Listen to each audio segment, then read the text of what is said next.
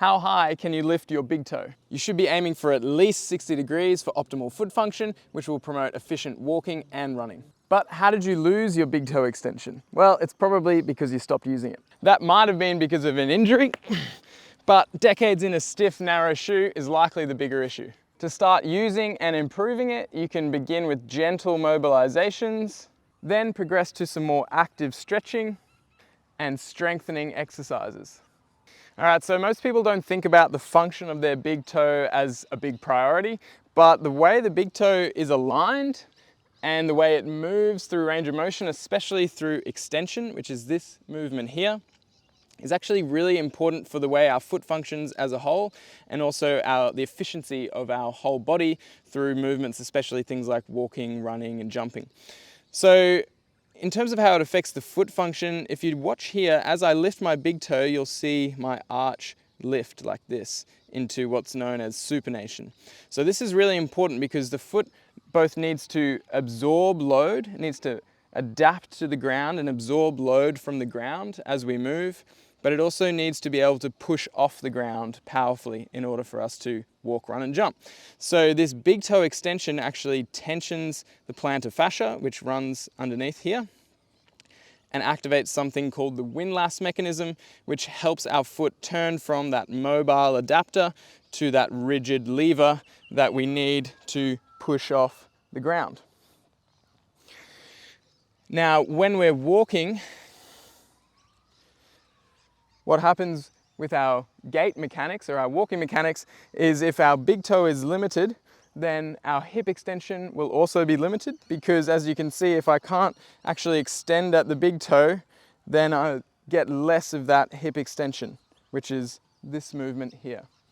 So that affects our efficiency. And then also, if I can't extend my big toe, then I kind of have to move around it somewhat. So my heels do this sort of medial, it's called a medial heel whip, which just means our heel is moving in towards the midline of our body.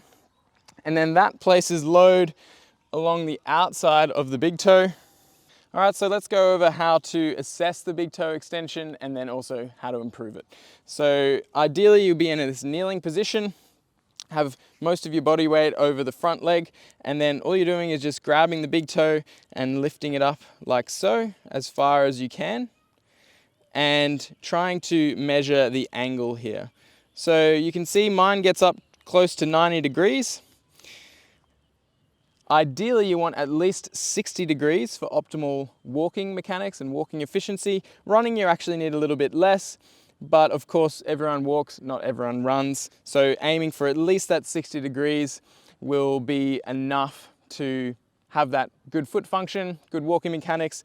If you get more, that's great as well, because it just allows more access to different movement options, like sitting on your heels and all of those kinds of things. So if you're finding that that is limited, that might be because of tension down the bottom of your foot in the plantar fascia. So you'll probably feel that as a stretch underneath. You might find that there's a sort of pinching sensation in the toe joint that might be from that sort of previous injury. Potentially there's some, arthritic changes in the joint. But basically the pinching is not something you can really stretch through. So there's a different strategy we can use there if that's what you're feeling. But yeah, it's just good to take note of how far you can move and what you feel restricts you, and then you can note that down and then reassess later as you've been working on these different exercises that I'm about to show you over time. So generally the best place to start is a nice gentle mobilization. Now if you are feeling that pinching sensation as you push into extension, then you might also want to just add a little bit of joint distraction. So distraction just meaning you're sort of pulling so if that is the joint of your big toe, you're sort of pulling that a little bit apart, because at the moment they're not sliding, the two bones aren't sliding on each other the way they should, which is giving you that sort of pinchy impingement feeling. So pulling them apart and then moving can help you open up space so that it's more comfortable to move. So that was just basically pulling the big toe away, and I'll show you like this, big toe away, and then extending up. So again, you don't have to force through any pain. If there's a tolerable level of discomfort, you can explore that, but you really don't want to be pushing through those sort of pain signals that are telling you to stop, because that's not actually going to help you in the long run. If the main thing you're feeling is that stretch along here, again, as long as that's tolerable, then you can push past a little bit of that, because the stretch is something that will just change over time with more stretching. But again, you don't want to be stretching so hard that it's sort of making you clench up and grit your teeth or anything like that. You want to be able to breathe through that. So that is obviously just moving that big toe. A little bit of distraction can help. And then you can also start to do the big toe movement away from the little toe movement, and you'll start to feel that stretch, skin stretch in through there, like that.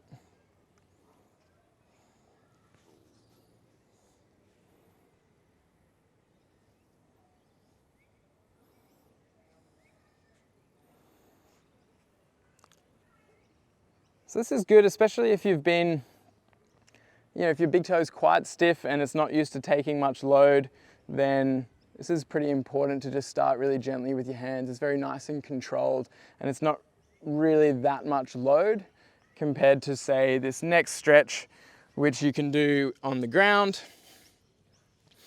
in this sort of kneeling position. You may need something for your knees to make that more comfortable at first, like a couple of cushions. That's fine, obviously. And then you're just pushing your toes into as much extension as possible. So I'm going to pretend here that I don't have much extension in my toes. And then from here, you're just trying to move your bottom towards your heels, which will then put more load into your toes and get that little bit of extension. Again, you may find that that is more of a stretch through here, but if you're that person who gets that pinchy feeling and the distraction of that joint helped, then having your toes into the ground like that might do the opposite effect and might actually make that worse. So that's probably not the best option for you, but if you're someone who just needs more of that load through the stretch, this is perfect. Okay, so then the other thing you can do is grab a towel, a rolled up towel. You can have a little platform here for your foot to stay on, and then this little higher part for the toe to go on. So ball of your foot there. And the good thing about this is you can alter how much roll you have to alter the range of motion. So the more roll, obviously, the bigger the range of motion. But from here, we're trying to mimic the way the big toe moves throughout the walking or the gait cycle. So you'd have that stretch there, and then you would step forward, which will increase the stretch a little bit, but then especially when you start to lift your heel. And then you could hold for 1 or 2 seconds, lower down, and come back. So we call this a toe extension step through, or a walk through. And then over time, you're just trying to obviously increase that range of motion. And you could even turn this into a little bit of a lunge through, where your heel comes up and then this knee drops down. Obviously, these progressions are all happening over time. You're not doing all of this in one session, certainly not your first session. But this is just showing you how to explore the range of motion so that you can progress it yourself over time. As always, listening to your body, respecting the signals that it's giving you. Now, if you have something harder like a soulmate or half-domed foam roller, something like that, it will just give you a more stable platform to push off, which will just get more of that big toe extension. Basically the same thing as the towel, but just more intense of a stimulus.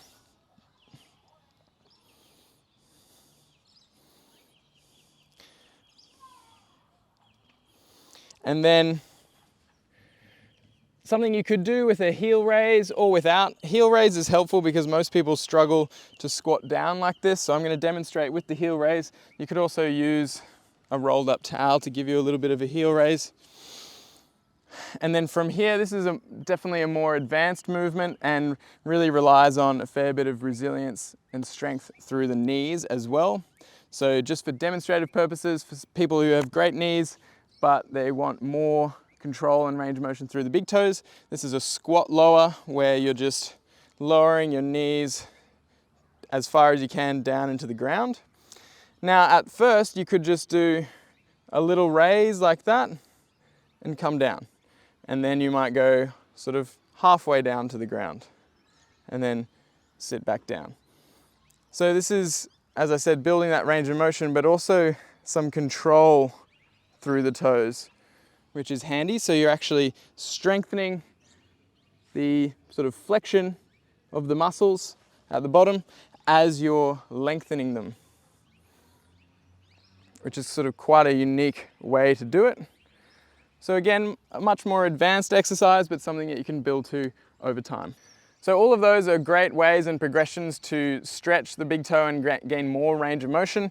But we also want to train the range of motion with the strength or the power from the ankle plantar flexion, which is, as I say, how you walk, run, and jump. So simple way to do that is with a calf raise. You might want to start with hanging onto something like a wall or a doorway or a dowel for support and balance, because we're really just trying to train the strength here.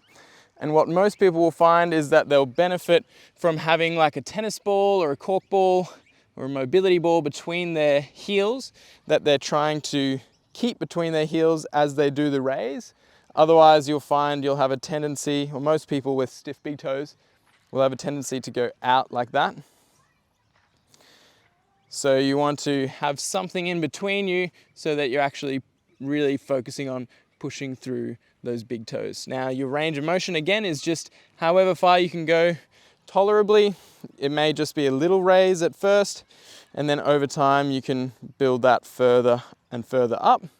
And then a progression to that I really love is just tiptoe walking. So it's like you're staying in a calf raise and you're just walking around like that in as much toe extension as you can.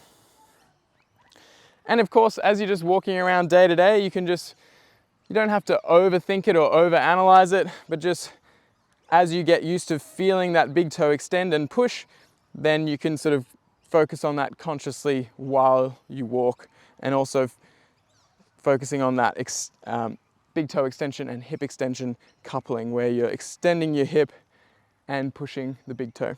So there's plenty there to keep you busy. Explore all of that at your own pace. Start with just a few minutes a day and build up gradually both time and range of motion. And of course, if you're struggling to make progress for whatever reason, or you just can't get past that sort of pinchy pain, it's probably worth getting it individualized assessment and guidance. We've got a directory of TFC pros on our website that you can check out. There'll be a link below. And you can also join our digital community where you can share your questions and struggles or achievements with a broader community of both our core team of pros and other people who are on the same journey as you. And you can join that through the link below as well.